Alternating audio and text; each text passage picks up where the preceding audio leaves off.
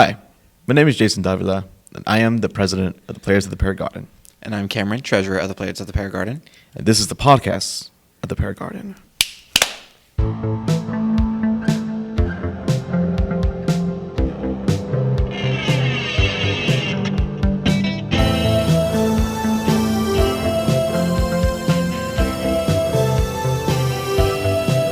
Hi, my name's Abbie Bosworth, and I'll be teaching playwriting in the fall. Professor, how are you doing? I'm good, thank you. I'm glad that you invited me here. No, of course, I'm glad that you took the time to come over here.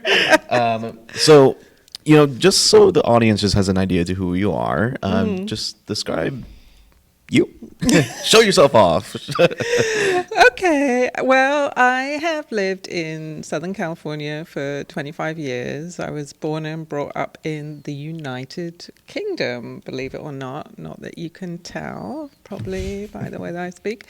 But I came over here to concentrate more on theatre, really. And I did my MFA at UC Riverside. And ever since then, I've been teaching theatre, playwriting, being involved with new plays in different theatres. Since then. I mean, most of my work has been up in Idlewild, in fact. But I've done some work. I'm now really ready to work more locally in the Inland Empire. Wow. Okay. Cool. So you say you were brought up in the UK. Which part of the UK were you brought up in? Oh, I was born in Brighton and brought up in Portsmouth. So they're both coastal towns in the south of the UK. Like, I would compare Portsmouth to kind of a Long Beach. It's kind of an industrial port type, coastal town. Yeah. And then I went to university in Birmingham. Did a drama degree and Spanish degree, actually, combined honours. And then I was abroad for a few years as well. I spent time in Mexico. I spent time in northern Cyprus. Weirdly enough, those are all other stories. But, if you want to hear about it, but still. And then came back and lived for 7 years in Manchester before we emigrated out here. Wow. Yeah. So with such a large pool of the UK to pull from, were there any specific English, Welsh, or any other works from the UK that inspired you to become a playwright? I think then I was more interested in acting and directing, and I didn't have a lot of confidence with the writing, actually. And then only when I was leaving, they started a master's program at Birmingham University. So, I mean, I was involved in productions like the Joe Orton. We did, we did a lot of Russian plays as well, like The Government Inspector. I mean, I always liked them. I've always crossed over into kind of literature as well. And maybe been on the quieter end of the theatre student, so I think the writing that is perfect for me. It's kind of that mixture of you get to reflect, have some space, and then you get to work with other people. I think that's what's exciting. It's like you're not isolated, all alone in your room, kind of thing. You're working with a group, which I love. Right. So what was the exact moment for you then where you decided, okay, I want to pursue mostly playwriting and literature rather than just acting and directing? What was like that pivotal moment that said, yes, I want to do playwriting. This is the one that I should use. So we used to work with, it was called the Arts Education Authority. So we used to work with a variety of schools and kind of adapt Shakespeare, basically. So we would, and there was a through line, like this would take a sort of post-colonial take on, say, The Tempest or whatever, and then we would keep Shakespeare's words, but we'd also do this kind of edit or rewrite of it. So that's really where I started doing a lot of kind of reworks of Shakespeare. And then when I was here in Redlands, I did that with Midsummer Night's Dream, The Tempest, kind of adapting it to younger audiences. Then I wrote a play about Frederick Douglass. And so it's sort of adapting literary sources into one coherent piece. And then after that, I thought, oh, no, I really want to write my own plays. So that's when I applied for the master's program at UC Riverside. Yeah. Okay, because So Shakespeare, you know, massive influence and excitement for me. Yeah. yeah, to share a little bit of my personal experience when it comes to playwriting and theater in itself. I was first introduced to theater in my 8th grade year, right? So I was I was 13, I think, 14. And this particular class was very special, very intimate, because it was the first time ever this theater program was introduced to the school, and it was the first time ever that the teacher himself was teaching theater. He was just an English teacher, right? Yeah, And they yeah. gave him the role to just, Classic. Yeah. just do theater. So both students and teachers, like, I don't know what we're doing, but we're just doing it, Yeah. right? And- First lesson, improv. Exactly, yeah, pretty Figure it much. out. It's all improv. And the way the class was formatted was it's 2 periods. So 6th period for me would have been English. So we read a bunch of literature, we read a bunch of Shakespeare. Yeah. And then 7th period is, okay, now let's do performance and look at some designs and whatever. Yeah. So the special thing about that is he also managed to find these 2 other teachers that came in to visit like once a week that started introducing playwriting. And from there, that's like literally from that moment when I met those teachers was when I fell in love with playwriting. Yeah. Right. Because I had always aspired for myself to be an author. I always aspired myself to publish my own works, whether that is with theater, whether that's with literature. So they gave me that opportunity, and they even allowed me to perform my own monologues and my own dialogues on stage. Nice. So from that moment, that was my pivotal moment, Yeah, right? yeah. And so even pursuing high school, even here at CSUSB, with the other theater project, we had the opportunity to be able to, put that work to life. And this is why I'm so excited to have you here, Yeah, right? Why yeah. it feels like an honor to have you here because, there's a lot of aspects here and a lot of beauty that I find with the works of literature and with the works of playwriting, right? The subtext, the context, and everything. So I that's why I'm so excited. Yeah, well, that's the great thing about here. If you have that that vehicle for students to put on their own work, I think that that's the gateway. It's sort of, you can study it in a vacuum, but it becomes a little bit literary. But once you get to put on your own plays and other people's plays and work together, and there's so many ways you can get involved in that, not everyone has to be a writer or a director so it's so inclusive and so fun. Honestly, I just had this is my favorite thing, is putting on students' works that they've written themselves, because it's their favorite thing. Everyone gets super excited. So I've really loved doing that over time. Yeah. What do you find, what do you want to learn more about with playwriting? Like in writing your own work, do you have anything that's like, this is tricky, or I want to explore Wow, this? switching it up on us. We're getting asked questions. I know.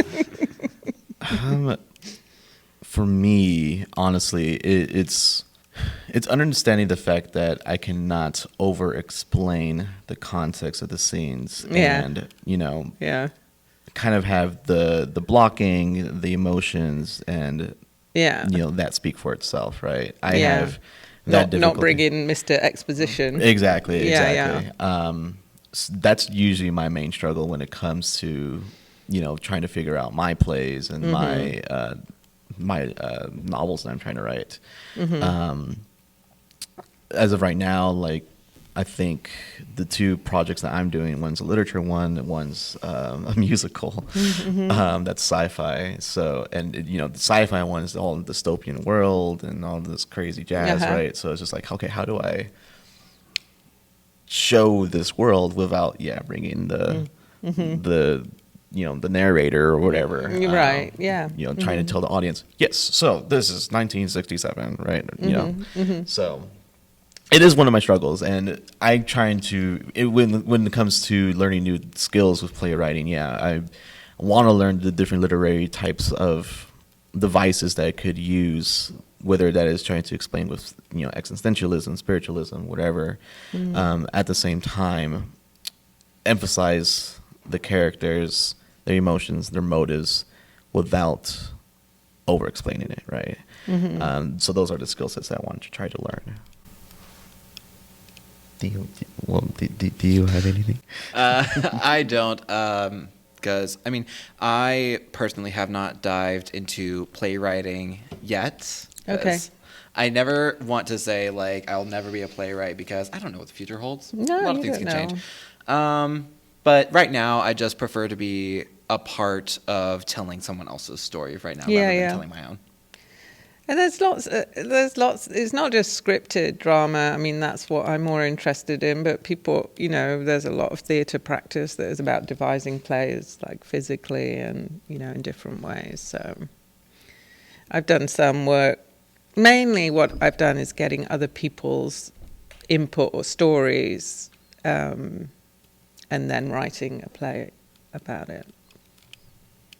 One of the most exciting things I did was with Rainbow Pride Youth Alliance. It was really a long time ago now, though, where it was kind of a place for at-risk youth to come, and we did theatre workshops with them at least once a week and improv and got material, and then I wrote a play from that which got performed. So that was really exciting. When you're coming up with your plays, what is like the favorite part about it? Like, is it just finding the resources to tell your story?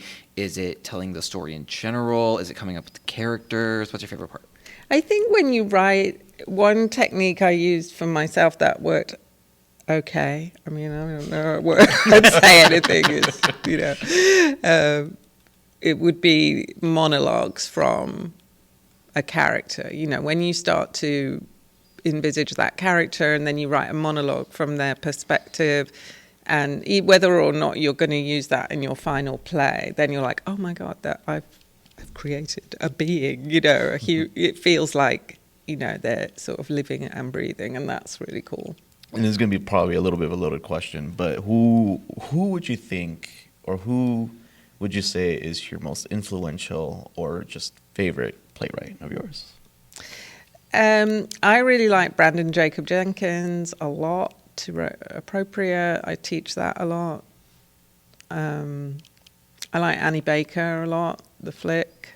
Yeah, those two I spring to mind right now.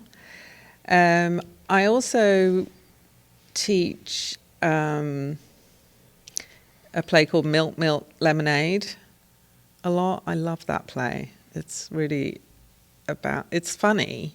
It's about sort of gender dysphoria and sort of burgeoning sexuality in middle school age kids. So in some ways it's difficult, but it's so funny. So it's very clever balance.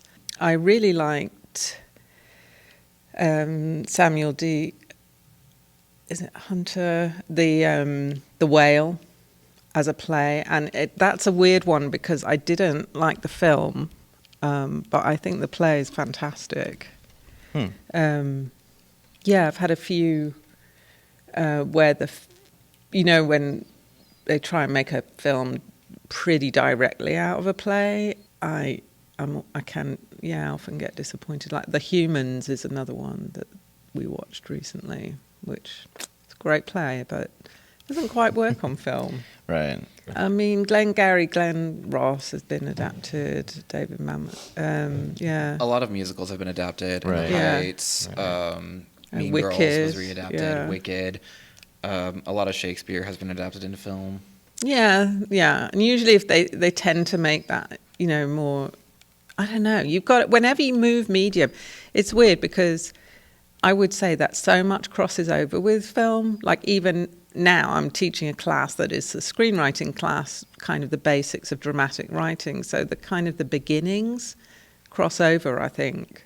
I don't, but then when you get into the weeds on the form, you've got to know that form, you've got to go into a film or a play, it's very different. Mm-hmm. But, some of the dramatic writing beginnings, I think, really apply to both. So is there one that you prefer to work in, or do you... No, I'm plays all the way, but yeah, I like plays because you can just do them, right? You don't need... It's that really accessible form of you can just stand up and, like, we could do do it right now, right, in this space. Right. But film is people, and technical stuff, as you can tell from my terminology, is not my favorite. Like, I really respect it now. I understand, but it's not my my talent. So films are... People love it. They just love all the technical. There's so much, the audio, the camera, and it's really cool. But that's a huge part of it. Yeah. When you get down the line, and those artists are skilled in that way. One interesting thing that my high school has taught me in that theater is the aspect of combining both worlds. Strangely enough, Yeah. Where you have your on-stage performances, and then when we give like the backstory to the characters, they have a tiny projector, and literally it's a short film, right, of just showing their lives. So like a multimedia. Yeah. Yeah. And I don't know. I've seen theater in a sense because I've seen, even here at CSUSB, I've seen like Frankenstein. I've seen Two Gentlemen Verona. Like I've seen all of these, the different shows. I've gone to Aladdin, and when they were on tour a while ago, a long time ago. And with the different plays that I've seen, right, having multimedia mixed in there was something pretty crazy to me. Right? Yeah. And it's funny, the director of that musical in my high school was like, "Hey, Jason, you know stuff. You should go in it." So, with that being said, I became a camera person for it, right? And so, yeah, it was so weird and so funny seeing, like, here's your musical, theatrical script, here's the film script. Anyways, differentiate the two. Yeah, it's cool. Yeah, when it comes to the technological aspect, right, the process, the producing aspect, it's like, wow, it's so cool just to see everything just mix and match, like a puzzle piece. Yeah, I mean, I think when we found out that we could do that, like, then but it's always like, well, how is it in service of the storytelling? Like, I mean, I think at first when it did come in, I mean, I was among lots of people just go, "Oh, that's so cool. Let's put in a camera. Let's put in a close up. Let's put in with all storytelling, it's like, well, why are you doing that? Yeah. What's it adding apart from wow factor?" But yeah, no, I love it. If someone is working with me with that expertise, I mean, to be honest about mainly what I do is very collaborative. I mean, me personally, like I do teach playwriting, but my personal practice is very much, as I said, getting input from the ensemble and then writing from there. But it's also working with technical folks and often creating performances that are very interdisciplinary. I mean, that's what I've done for the last 10 years. Yeah, 10 years. So whenever I can work with someone who, like, one of my most recent collaborators is a really an electronic musician, but knows so much about audio and electrics. Like it could, so we would do sort of multi-sensory experiences with a narrative through line with a script. So it's always got that element, like I'm always writing the script, but we do also kind of, and it has script and it has set. So in that way, it's sort of traditional theatre, but in other ways, it's slightly different, like audience walks through or participates or something like that. Mm-hmm. Or it's site specific, or, you know, it's structured like a scavenger hunt, or we've done all kinds of things like that. And that's kind of, I've really liked pushing the form in that way. But yeah, that's been my thing. So it's not strictly traditional playwriting, is what I want to say. Yeah. Right. That's really cool. So for how many years you've been working, how many published works do you have?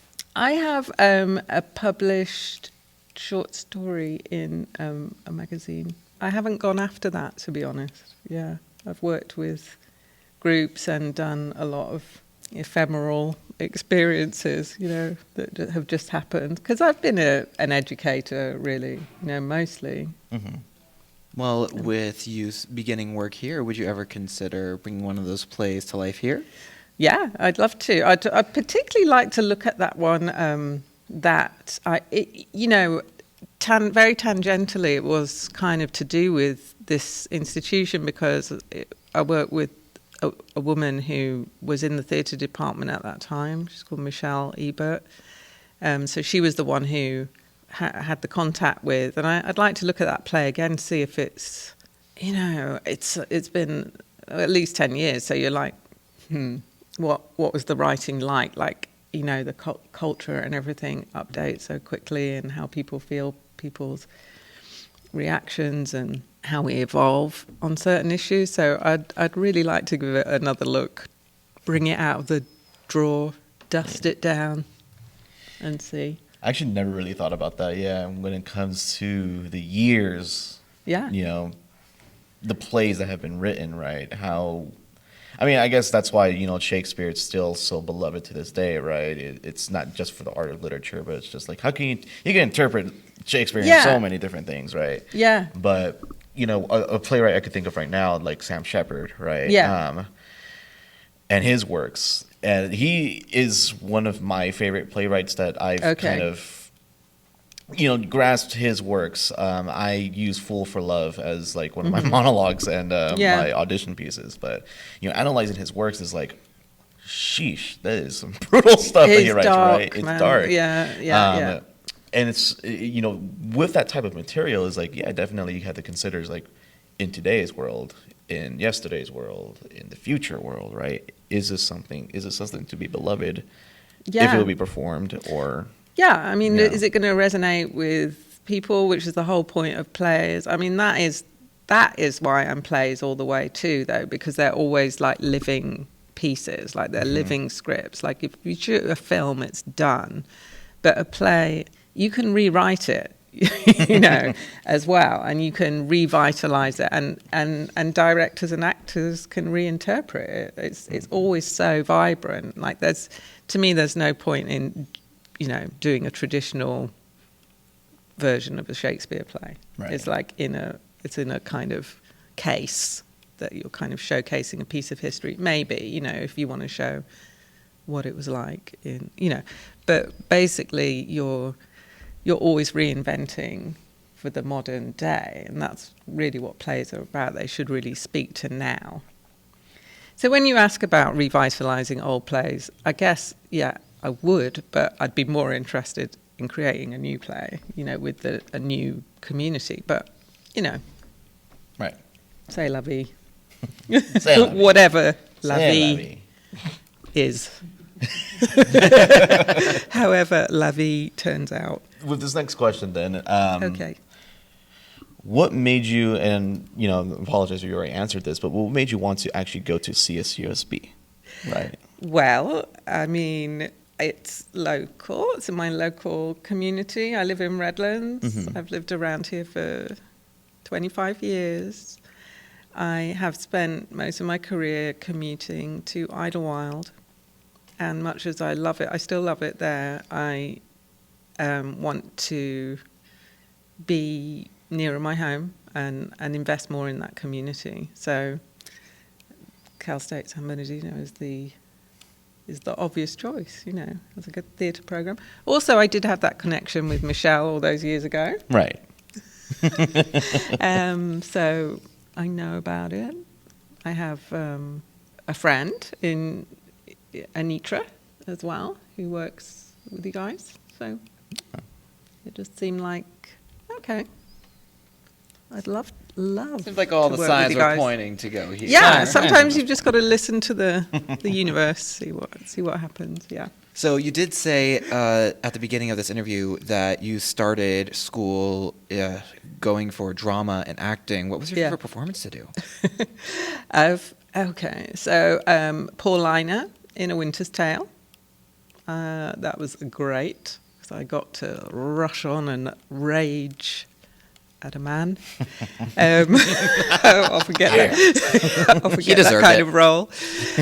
I also did a really weird one, which was amazing, but it was quite difficult. It was Charlotte Corday in the Marat Sard, which was great, but it was quite a difficult process because it takes place in an insane asylum and there's a lot of in the French Revolution kind of thing, and the director got us quite gritty with that one, but it was cool. I loved it. I mean, I love all that stuff. So, yeah. So actually, what was your first introduction to theater, I suppose? Because you know how, like, at least when I explained that 8th grade class with mine, what was the pivotal moment, right? God, always with these pivotal moments, Jason. Pivots. But yeah, I am curious, is like, what really did spark the idea that you wanted to pursue the art of theater, right? As you were growing up. Okay, so I mean, when they make you read in class, the play. Mm-hmm. I always wanted to read the play, class. Then my mom, rest in peace, was a librarian, and she was really up on what was going on, and she was on it. So there was a drama group in my hometown in Portsmouth, and it was just starting up, and I went and auditioned for it when I was like 13, I think, or 14. Immediately loved it. We got in there and immediately did that freeze tag game, or park bench, I think we call it in England, I was sold. And my first role was as a croquet hoop in Alice in Wonderland. That was my debut on the stage. So, yeah. And that was amazing because that was out of school. It wasn't a school thing. So it was much more cool. And it was older kids and yeah, it was super fun. Did lots of rehearsals outside of school hours, and yeah, I did that my whole teenage life and then went to study it. Yeah. That's awesome. That's it was great. Yeah, that's really cool. Well, you've performed, you have written, and you're teaching the playwriting class here at CSUSB. Yeah. So what can your students expect from the class, so they can register and join you on their journey? Please register and join this class. So speak directly to the camera in this case. It's just really, really fun, particularly the beginning stages of it. Like, it's open to everyone. I think that is what is intimidating about writing in general, is you think it's this perfect finished work, because that's how we generally receive it. But it's not.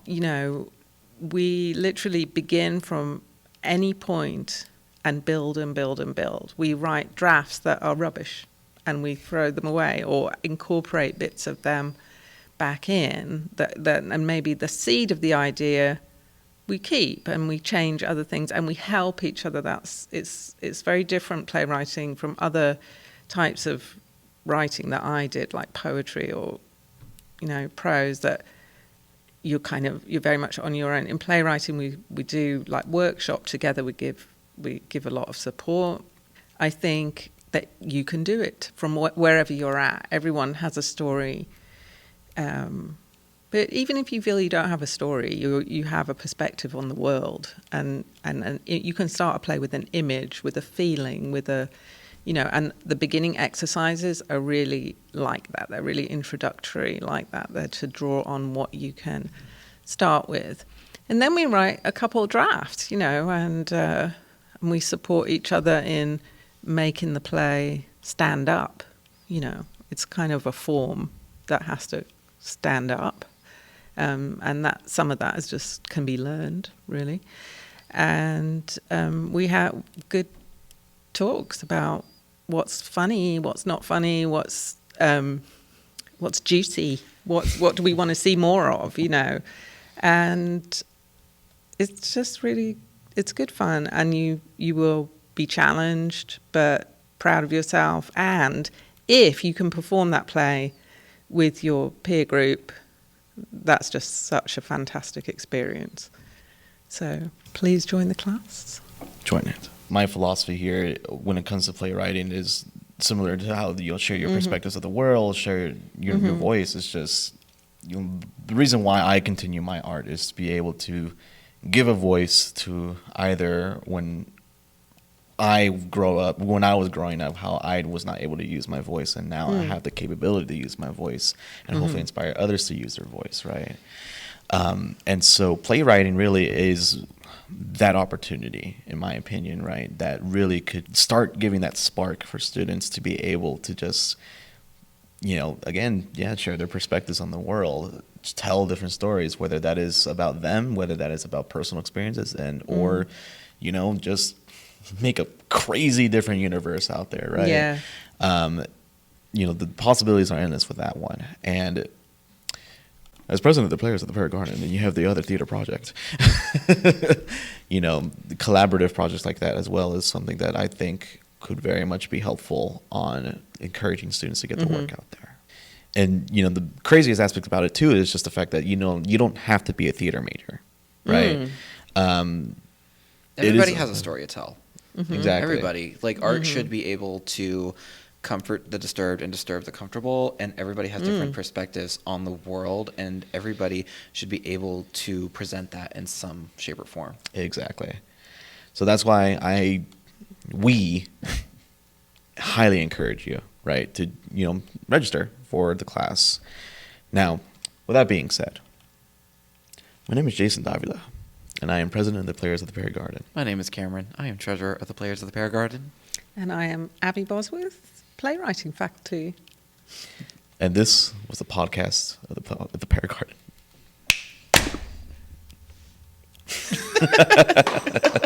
Excellent. Awesome. Thank you so much for being here. Yeah, thank you so much. Oh, thank you.